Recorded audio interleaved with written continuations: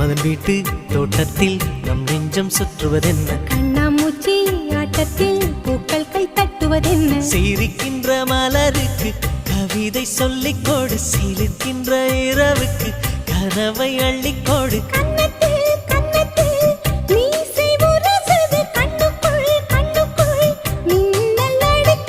காதலை கட்டி வைக்க கட்டுத்தறி இல்லை, பணத்தின் நிலவெடுத்து வாசலில் வழி